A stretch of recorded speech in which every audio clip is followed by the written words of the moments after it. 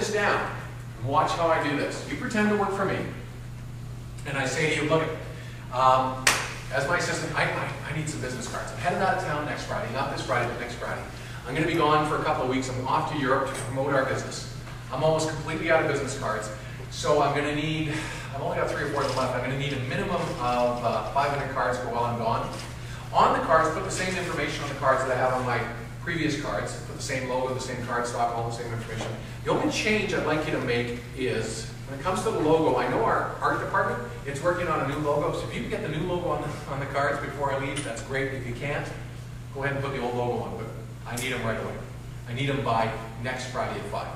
As far as budget goes, we've spent most of the money in the printing budget. We only have about $300 left, so you have up to $300 to spend to get these cards done. And so we got our time. We get our time. You got next Friday at 5. Quality, you know, I want them done with the same card stock, same typeset, new logo if you can get it, otherwise old logo. And cost-wise, you've got up to $300 to spend. If you need to spend over $300, come back and see me. So you got the project. Did I give you the project? So I just delegated to you verbally. If I was really on my game, I'd open up my book and I'd say, do we agree on this? And I'd make some notes. Okay, a little more formal. I might write an email or get you to write me an email saying what you agreed to do if I wanted to make it more formal. But you know what I want.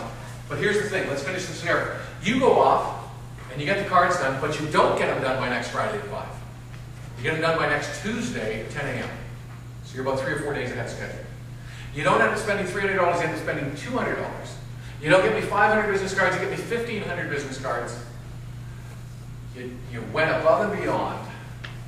You didn't get the old logo on them. You went to the art department and you called in a favor. Because somebody in the art department liked you, they made it a priority, got the new logo done 2 weeks ahead of schedule, and voila, you got the new logo on the cards as well. All the information is correct. There they are sitting on my desk Tuesday morning at 10 a.m. Let's stop there. This is where we're going to make the seminar really relevant to me. I'm asking you to pretend you've just been through that scenario with me. Let me ask you this, tell me honestly. How do you feel right now? Feel good. Yeah, how do you feel? Honestly, how do you feel? You feel good? Okay, that feeling, I want you to kind of get a hold of that feeling. That feeling you have right now is what we call internal or intrinsic motivation. Did I tell you you did a good job? No. If I do tell you you did a good job, hey, good job, and here's why, what do we call that kind of motivation? External or extrinsic motivation.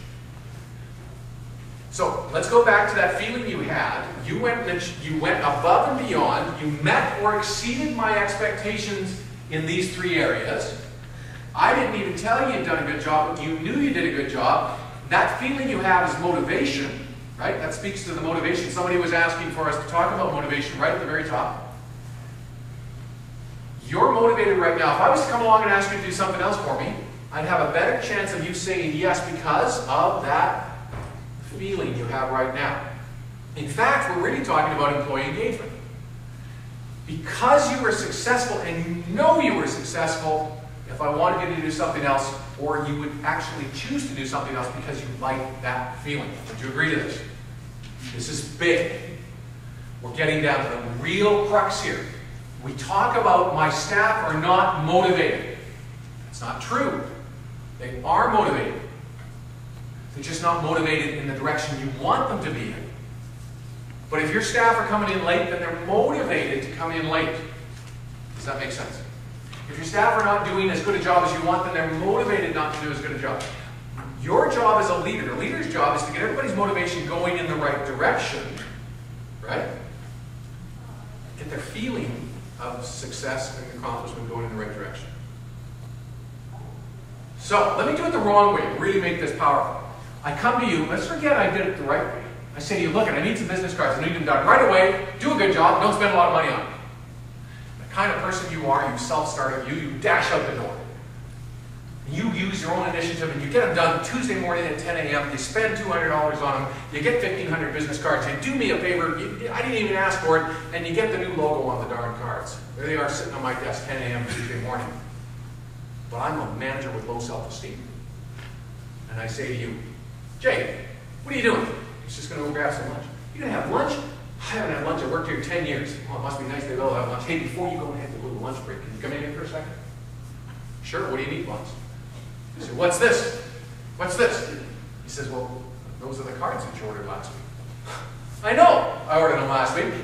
I'm asking, what are they doing here now? I needed these last week. You telling me it took you that long to get these cards done? I don't want to hear your excuses. All my staff give me excuses. I don't need to hear excuses. If I'd done these cards, it would have been done last week. But that's not the point. The point is, I'm looking at this invoice here for $200. You spent $200 on the cards? Where's the rest of my cards?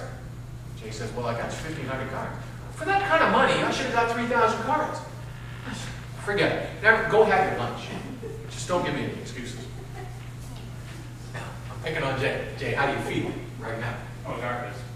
Yeah. Yeah, you don't feel good. Here's the $64,000 question that should pay for the course for you. Is Jay motivated right now? No. Wait, that was the trick question. Let me back up and do that one again. He is motivated not to do it again. There we go. Not to do it again, but he's not just to not help me, but what? What are you motivated to do, Jay? Might take me out back, have a little chat with me after the seminar, go up and find my tires flat. He's motivated to do a lot of things, not to do a good job next time on my cards. Now, Jay's too good for that. He's got too much integrity, and he's too healthy, and, well, he's a little twisted. In fact, in some cases, what I've done to Jay, you know what, when it's been treated like that, in fact, Jay would probably, he's too healthy for this, but some of us, when we've been treated like that by our boss, what do? I'm not gonna end up looking like that again. And we double our efforts next time. Pretty twisted, right? But there are a lot of people at work where you work that's how they rose to the top. Their boss did treat them like that, and they said, darn it, I'm gonna impress my boss. I'm gonna impress my dad. I'm gonna do this. And so, as sick as that is, they've risen to, and it's helped them, it's performance. Now, I don't know about Jay, I don't know about any of you. Had I treated you like that, you all would have reacted differently, but the one thing you can honestly say is you all were motivated. Right? All were motivated. So back to this word motivation. Remember, everybody's motivated. Are we going to inspire people? Are we going to be a resident leader?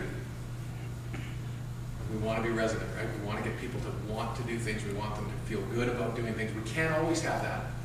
But in the long haul, in the big picture, we can. If you follow the things that I've been talking about, if you get your head around being a coach and developer of people, if you look long term at what we're doing, and you delegate with the purpose of growing and developing, and you give people measurable work, you can come back and give feedback.